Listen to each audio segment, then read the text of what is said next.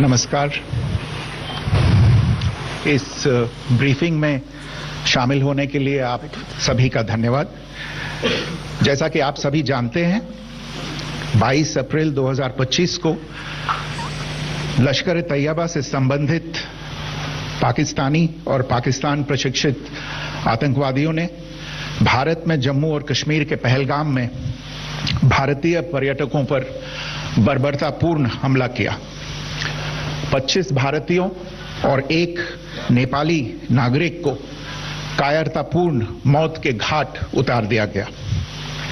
मुंबई के 26 नवंबर 2008 के हमलों के बाद यह भारत में हुई किसी आतंकवादी हमले में मारे गए आम नागरिकों की संख्या की दृष्टि से सबसे गंभीर घटना है। पहलगाम का हमला अत्यधिक बर्बरतापूर्ण था, जिसमें वहां मौजूद लोगों को करीब से और उनके परिवारों के सामने सिर पर गोली मारी गई। हत्या के इस तरीके से परिवार के सदस्यों को जानबूझकर आघात पहुंचाया गया। साथ ही उन्हें यह नसीहत भी दी गई कि वे वापस जाकर इस संदेश को पहुंचा दें। यह हमला स्पष्ट रूप से जम्मू और कश्मीर में बहाल हो रही सामान्य स्थिति को बाधित करने के उद्देश्य से किया गया था। क्योंकि पर्यटन फिर से अर्थव्यवस्था का मुख्य आधार बन रहा था, इस हमले का मुख्य उद्देश्य इसे प्रतिकूल रूप से प्रभावित करना था। पिछले वर्ष आप सभी जानते हैं 2.25 करोड़ से अधिक पर्यटक कश्मीर आए थे।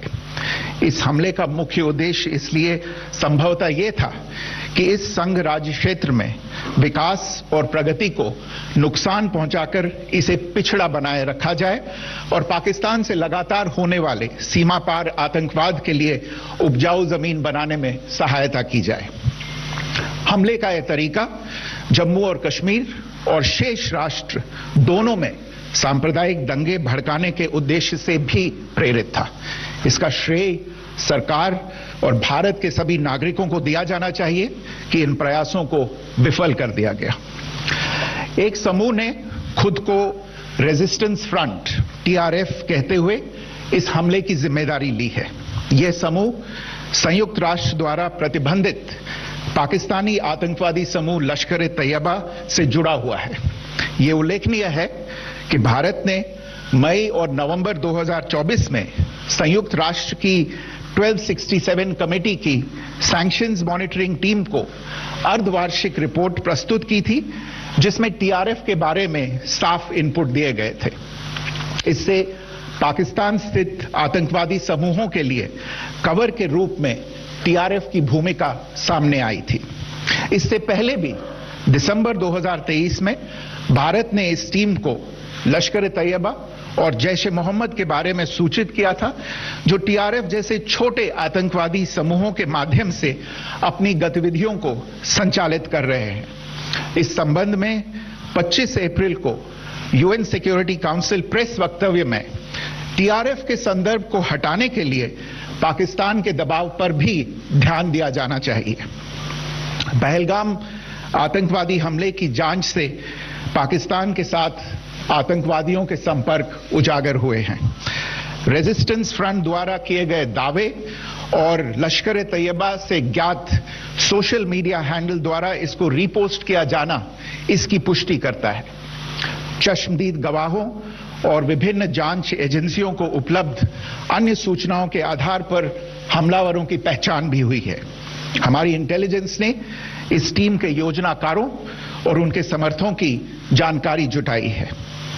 इस हमले की रूपरेखा भारत में सीमा पार आतंकवाद को अंजाम देने के पाकिस्तान के लंबे ट्रैक रिकॉर्ड से भी जुड़ी हुई है, जिसके लिखित और स्पष्ट दस्तावेज उपलब्ध हैं। पाकिस्तान दुनिया भर में आतंकवादियों के लिए एक शरण स्थल के रूप में पहचान बना चुका है। यहां अंतर्राष्ट्रीय स्तर पर प्रतिबंधित आतंकवादी सजा पाने से बचे रहते हैं। इसके अलावा पाकिस्तान ने इस मुद्दे पर विश्व और फाइनेंशियल एक्शन टास्क फोर्स जैसे अंतर्राष्ट्रीय मंचों को जानबूझकर गुमराह करने के लिए भी जाना जाता है। साजिद मीर का मामला, जिसमें इस आतंकवादी को पाकिस्तान ने मृत घोषित कर दिया था और फिर अंतर्राष्ट्रीय दबाव के परिणाम स्वरूप वो जीवित पाया गया, इसका सबसे स्पष्ट उदाहरण है। ये स्वाभाविक है कि पहलगाम में हुए इस हमले से जम्मू और कश्मीर के साथ साथ भारत के अन्य भागों में भी आक्रोश देखा गया। हमलों के बाद भारत सरकार ने स्वाभाविक रूप से पाकिस्तान के साथ संबंधों को लेकर कुछ कदम उठाए। आप सभी उन निर्णयों से अवगत हैं जिसकी घोषणा 23 अप्रैल को की गई थी। तथापि यह आवश्यक समझा गया कि 22 अप्रैल के हमले के अपराधियों और उनके योजनाकारों को न्याय के कटघरे में लाया जाए। हमलों के एक पखवाड़े के बाद भी पाकिस्तान द्वारा अपने क्षेत्र या अपने नियंत्रण वाले क्षेत्रों में आतंकवादियों की इंफ्रास्ट्रक्चर के विरुद्ध कार्रवाई करने के लिए कोई स्पष्ट कदम नहीं उठाया गया है।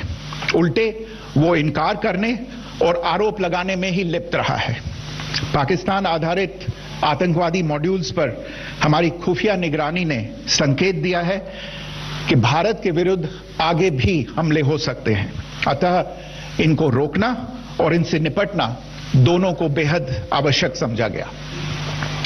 आज सुबह, जैसा कि आपको ज्ञात होगा, भारत ने इस तरह के सीमा पार हमलों का जवाब देने और उन्हें रोकने तथा उनका प्रतिरोध करने के अपने अधिकार का प्रयोग किया है। यह कार्रवाई नपीतुली, नॉन एस्केलेटरी, आनुपातिक और जिम्मेदारीपूर्ण है। यह आतंकवाद की इंफ्रास्ट्रक्चर को समाप्त करने और भारत में भेजे जाने वाले संभावित आतंकवादियों को अक्षम बनाने पर केंद्रित है। आपको यह भी स्मरण होगा कि 25 अप्रैल 2025 को संयुक्त राष्ट्र सुरक्षा परिषद ने पहलगाम आतंकवादी हमले पर एक प्रेस वक्तव्य जारी किया था, जिसमें आतंकवाद के इस निंदनीय कार्य के अपराधियों, आयोजकों, फाइनेंसरों और प्रायोजकों को जवाबदेह ठहराने और उन्हें न्याय के दायरे में लाने की आवश्यकता पर जोर दिया गया था। भारत की आज की इस कार्रवाई को इसी संदर्भ में देखा जाना चाहिए। Good morning. Thank you all for joining this briefing. As you are all aware, on April 22, 2025, Pakistani and Pakistan-trained terrorists belonging to the Lashkar-e-Taiba carried out a savage attack on Indian tourists at Pahalgam in Jammu and Kashmir in India. They murdered 26 people, including one national of Nepal, causing the largest number of civilian casualties in a terrorist attack in India since the 26 November 2008 attacks in Mumbai. The attack in Pahalgam was marked by extreme barbarity, with the victims mostly killed with headshots from close range and in front of their families. Family members were deliberately traumatized through the manner of the killing, accompanied by the exhortation that they should take back the message. The attack was clearly driven by the objective of undermining the normalcy returning to Jammu and Kashmir. In particular, it was designed to impact the mainstay of the economy, tourism, with a record 23 million tourists visiting the valley last year. The calculation presumably was that harming growth and development in the Union Territory would help keep it backward and create fertile ground for continued cross-border terrorism from Pakistan. The manner of the attack was also driven by an objective of provoking communal discord, both in Jammu and Kashmir and the rest of the nation. It is to the credit of the government and the people of India that these designs were foiled. A group calling itself the Resistance Front has claimed responsibility for the attack. This group is a front for the UN-proscribed Pakistani terrorist group Lashkar-e-Taiba. It is notable that India had given inputs about the TRF in the half-yearly report to the monitoring team of the UN's 1267 Sanctions Committee in May and November 2024, bringing out its role as a cover for Pakistan-based terrorist groups. Earlier too, in December 2023, India had informed the monitoring team about Lashkar and Jaish-e-Mohammed operating through small terror groups such as the TRF. Pakistan's pressure to remove references to TRF in the April 25 UN Security Council press statement is notable in this regard. Investigations into the Pahalgam terror attack have brought out the communication notes of terrorists in and to Pakistan. The claims made by the Resistance Front and their reposting by known social media handles of the Lashkar-e-Taiba speak for themselves. Identification of the attackers based on eyewitness accounts as well as other information available to law enforcement agencies has also progressed. Our intelligence has developed an accurate picture of the planners and backers of this team. The features of this attack also tie in with Pakistan's long track record of perpetrating cross-border terrorism in India, which is well documented and beyond question. Pakistan also has a well-deserved reputation as a haven for terrorists from around the world, with internationally proscribed terrorists enjoying impunity there. In addition, Pakistan has been known to willfully mislead the world and international forums, such as the Financial Action Task Force, on this issue. The Sajid Mir case, in which this terrorist was declared dead and then, in response to international pressure, brought back to life, found alive and arrested, is the most glaring example. The latest attack in Pahalgam has understandably generated deep anger in Jammu and Kashmir and in other parts of India. Following the attacks, the government of India naturally responded with a set of initial measures relating to our engagement with Pakistan. You're all aware of the decisions that were announced on the 23rd of April. However, it was deemed essential that the perpetrators and planners of the 22nd April attack be brought to justice. Despite a fortnight having passed since the attacks, there has been no demonstrable step from Pakistan to take action against the terrorist infrastructure on its territory or on territory under its control. Instead, all it has indulged in are denials and allegations. Our intelligence monitoring of Pakistan-based terrorist modules indicated that further attacks against India were impending. There was thus a compulsion both to deter and to preempt. Earlier this morning, as you would be aware, India exercised its right to respond and preempt as well as deter more such cross-border attacks. These actions were measured, non-escalatory, proportionate and responsible. They focused on dismantling the terrorist infrastructure and disabling terrorists likely to be sent across to India. You would also recall that the Security Council on 25th April 2025 had issued a press statement on the Pahalgam terror attack, underlining, and I quote, the need to hold perpetrators, organizers, financiers and sponsors of this reprehensible act of terrorism accountable and bring them to justice, unquote. India's latest actions should be seen in this context. Joining me for this briefing on our actions earlier this morning are Colonel Sophia Qureshi and Wing Commander Vyomika Singh. I will request them to share some details regarding Operation Sindoor with all of you.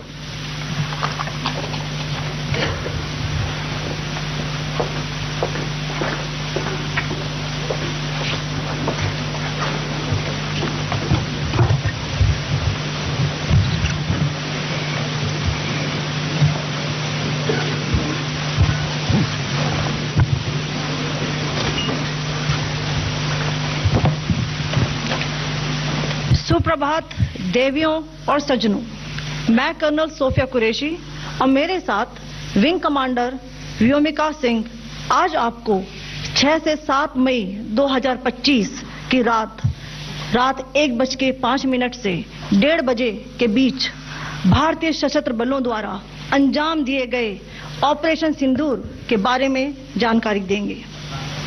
Operation सिंदूर 22 अप्रैल को पहलगाम में हुए विभत्स आतंकवादी हमले के शिकार मासूम नागरिकों व उनके परिवारों को न्याय देने के लिए लॉन्च किया गया था। इस कार्रवाई में 9 टेररिस्ट कैंप्स को टारगेट किया गया और पूरी तरह से इसे बर्बाद किया गया। पाकिस्तान में पिछले 3 दशकों से टेरर इंफ्रास्ट्रक्चर का निर्माण हो रहा है। इसमें recruitment, indoctrination centres, training areas व लॉन्च पैड शामिल थे, जो पाकिस्तान और पाक अधिकृत जम्मू कश्मीर POJK दोनों में फैले हैं। Operation Sindoor was launched by Indian Armed Forces to deliver justice to the victims of Pahalgam terror attack and their families. 9 terrorist camps were targeted and successfully destroyed. Over the last 3 decades, Pakistan has systematically built terror infrastructure. It is a complex web of recruitment and indoctrination centers, training areas for initial and refresher courses, and launch pads for handlers. These camps are located both in Pakistan as well as Pakistan occupied Jammu and Kashmir areas. Some of the well-known training camps are located, as you can see on the screen. They are distributed from Savai Nala in the north, counting to approximately 21, ending at Bhagalpur to the south. इन लक्ष्यों का चयन विश्वसनीय intelligence सूचनाओं के आधार पर हुआ, ताकि आतंक गतिविधियों की रीढ़ तोड़ी जा सके, और यह खास ध्यान दिया गया कि निर्दोष नागरिकों और सिविलियन इंस्टॉलेशन को नुकसान न पहुंचे।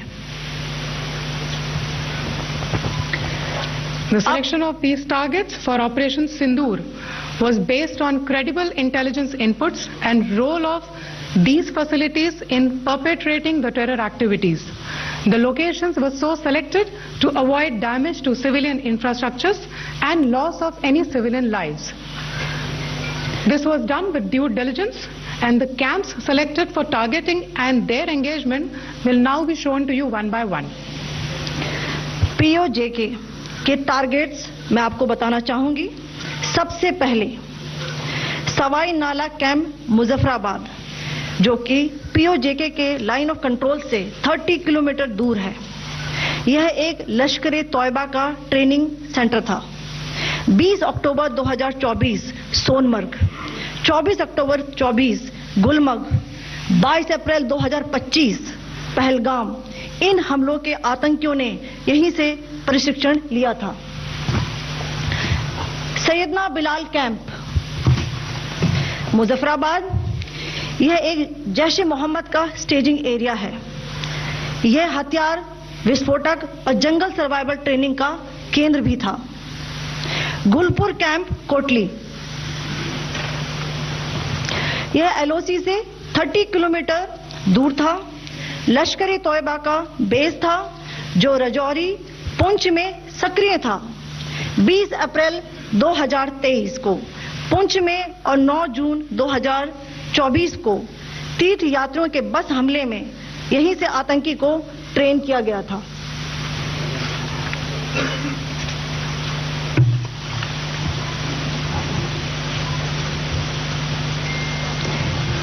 बरनाला कैंप भिंबर, यह LOC से 9 किलोमीटर दूर है। यहां पर हथियार, हैंडलिंग, IED व जंगल सर्वाइवल का प्रशिक्षण केंद्र था। अब्बास कैंप कोटली,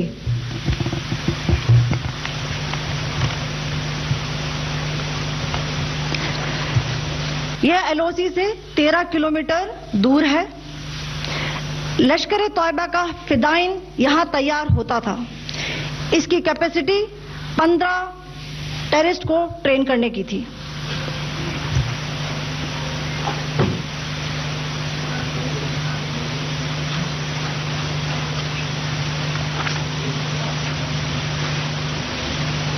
अब मैं पाकिस्तान के अंदर के टारगेट से अवगत कराना चाहूंगी। पहला, सर्जल कैंप सियालकोट, यह अंतर्राष्ट्रीय सीमा से 6 किलोमीटर की दूरी पर है, सांबा कठुआ के सामने।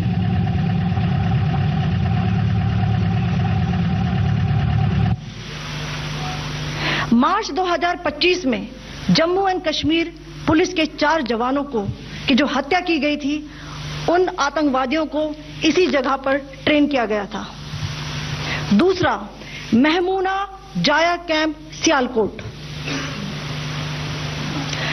यह 18 से 12 किलोमीटर आईबी से दूर था। हिजबुल मुजाहिदीन का बहुत बड़ा कैंप था। ये कठुआ जम्मू क्षेत्र में आतंक फैलाने का नियंत्रण केंद्र था। पठानकोट एयरफोर्स बेस पर किया गया हमला भी इसी कैंप से प्लान और डायरेक्ट किया गया था। मरकज ताइबा मुरीद के, यह आईबी से 18 से 25 किलोमीटर दूरी पर है। 2008 के मुंबई हमले के आतंकी भी यहीं से प्रशिक्षित हुए थे। अजमल कसब व डेविड हेडली भी यहां ट्रेन हुए थे।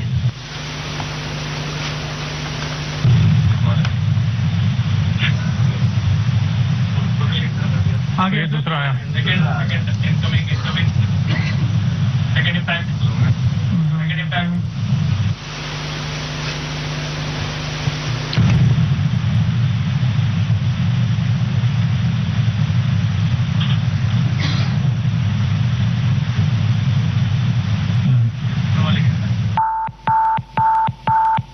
टारगेट 10 हुआ है सर अभी। टारगेट 10 हुआ, एंक्लोजर सेम ही है। 7 it is hit the target. हाँ हाँ।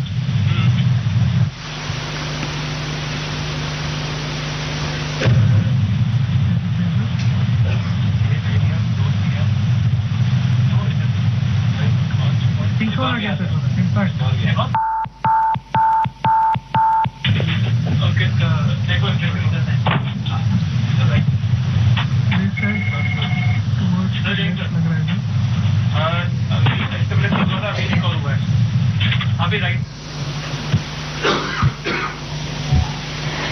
मरकज सुभान अल्लाह भावलपुर, ये इंटरनेशनल बाउंड्री से 100 किलोमीटर दूर है।